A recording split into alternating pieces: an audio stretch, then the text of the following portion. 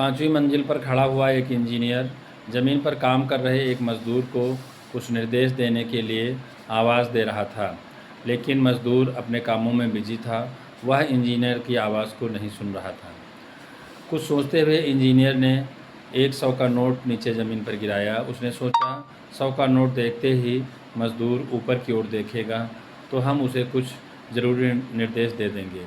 लेकिन मज़दूर ने 100 रुपये का नोट देखा, उसको उठाया और अपनी जेब में रख लिया और फिर अपने कामों में बिजी हो गया। इसके बाद इंजीनियर ने दोबारा 500 का नोट गिराया। मज़दूर ने दोबारा 500 का नोट देखा, उठाया और जेब में रख लिया और फिर अपने कामों में व्यस्त हो गया। इसके बाद कुछ सोचते हुए इंजीनियर ने एक छोटा सा कंकड़ उठाया और उसने मज़दूर को मारा। मज़दूर को जैसे कंकड़ लगा, वो तुरंत ऊपर की ओर देखने लगा और ऊपर की ओर देखते ही इंजीनियर ने उससे बात की और कुछ ज़रूरी निर्देश, कार्य में सुधार के लिए कुछ निर्देश दिए।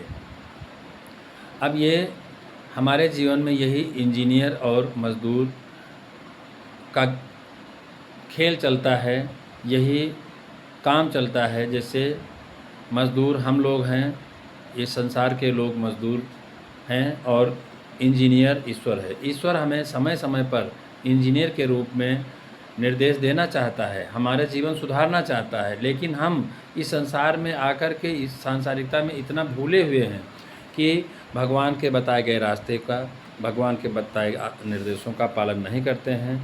जब हमें कोई कष्ट मिलता है तभी हमें ईश्वर की याद आती है, अन्यथा हम ईश्वर को कभी याद नहीं करते हैं, उनको सदैव भूले रहते हैं। यदि हम सुख में ईश्वर को याद रखे हैं तो हो सकता दुख कभी